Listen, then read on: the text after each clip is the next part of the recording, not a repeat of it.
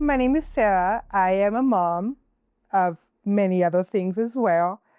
And the story I want to share today is about my journey about postpartum. One thing I want to tell you that I have learned myself is that you are not broken. I'm going to repeat that again because I have to repeat to myself multiple times. You are not broken. So I have a son who's full of energy, full of life. He is 4 years old, 100% boy. I've always wanted to be a mom. It was great. Pregnancy was good. About to the third trimester, then I got diagnosed with preeclampsia. I was going to weekly doctor's appointments on low-dose aspirin, all the precautions. Gave birth to my baby boy, Alex, now 4 years old, no longer a baby. And I had to do the IV drip precaution for that, for preeclampsia. And after that is when things really started to take a turn. I became a different person. They always say that you're going to be a different person when you become a mom. I believed it, but it didn't really click until that happened. After he brought Alex home from the hospital, I was still going to weekly doctor's appointments once a week to keep my blood pressure monitored because it could be up way to the 160 to the 170s. It's good now. Good. It's good now. We're cleared. I've always heard postpartum depression, baby blues, blah, blah, blah. I didn't know I was going through that until the end of the 6-week mark, which is a total complete lie. You can still get postpartum depression and rage after the 6 weeks. Especially when you're in the thick of it, you don't know what's going on. I didn't know what was going on at all with my life, in my body. I became a different person. I felt like I was being torn inside out. There's one day in particular where I felt so torn from the inside out. I literally grabbed my shirt and whipped it like a Hulk, like the Incredible Hulk, and ripped it in two. It got that extreme. If it wasn't for my best friend, who thankfully lived 5 minutes away, I don't know where I'd be today. And 2 weeks after that, I reached out to my OBGYN saying, something's going on with me. I feel like I'm having postpartum depression. I don't feel like harming my kid, but I feel like harming myself. This is not okay.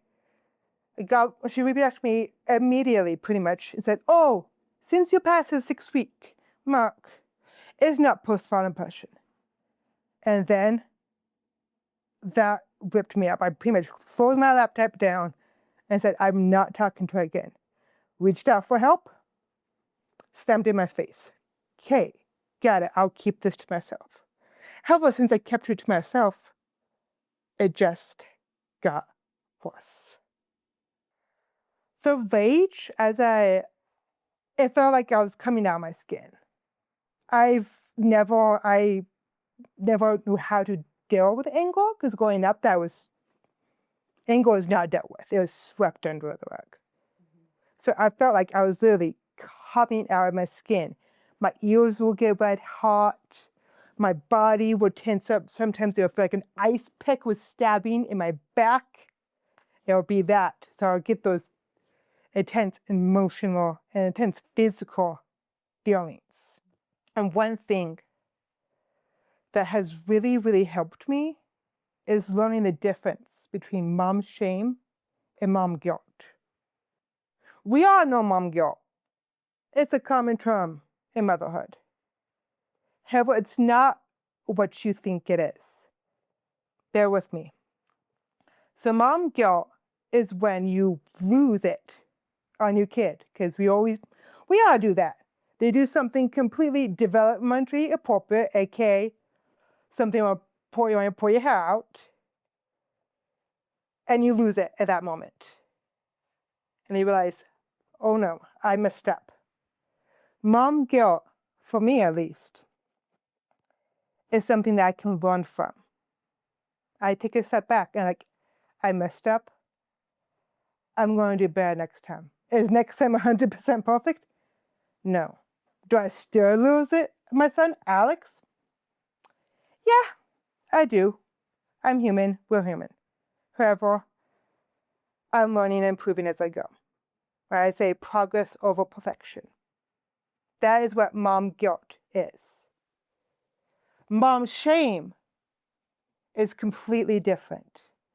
So that is when you feel like I need to be spending 24/7 with my son, 24/7 with my kid. Oh no, my kid didn't go out much. My kid got too much screen time. I didn't give my kid fruits and veggies today because he threw them in my face. Yes, that has happened to me. More than I want to admit. And I want to throw it right back in his face. But I have to be the adult in this situation. So mom shame is that. And for mom shame for me, it goes straight immediately to the extreme negative, saying you are not enough.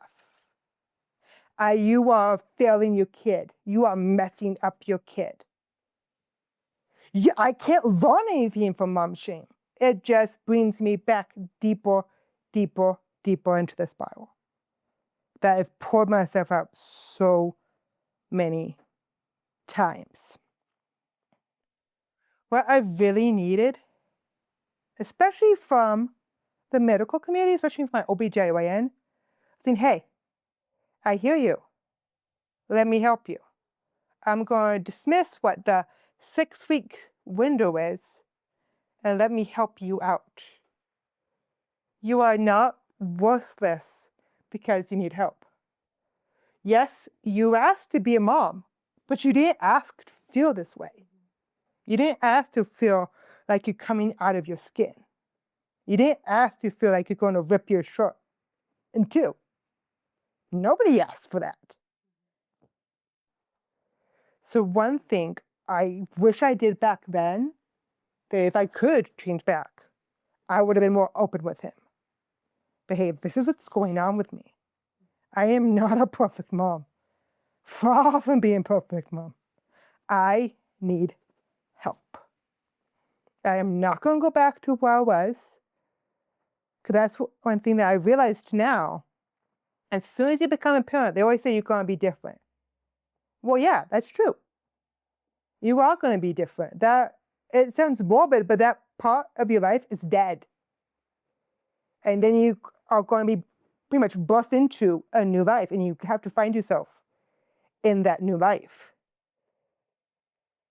And that journey is ongoing, because every time he changes and progresses, we got to change, we got to pivot. So it's never, okay, he's 4 years old, I got this. I don't got this. It looks like I do. I don't got it. I'm making it up as I go. If you know that person well and you've seen them become a bit more withdrawn, talking only about the kid, hello, I did that, because that was my life. But ask them how they are doing, not how your kids are doing, but how you are doing. And if they start saying, oh, we're doing this, and they start using the words we, stop them and say, how are you doing? And keep on asking that same question until they use the words I'm or I. That was, my best friend has helped me a lot, because she would ask me, how are you doing? And then I'll go on the, oh, well, nope, I care about your kid, love your kid. That's great. How are you doing? And it worked, right? Yes, it worked. It brought me, it snapped me like, oh, I'm a person. I am still a single entity. Yes, I have an appendage, but I'm still a single entity.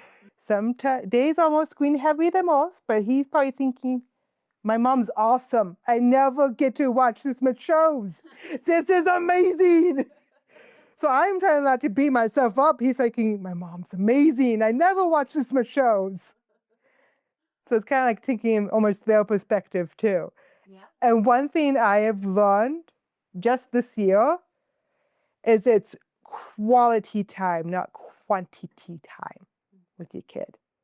Because you can spend 3 hours with your kid, but be so sidetracked with everything else and all the tasks you mind that you're not in the moment. The And they kid, feel that. yeah, you can't. I feel that. I'm constantly checking off to list, checking my phone, writing stuff down. It never ends.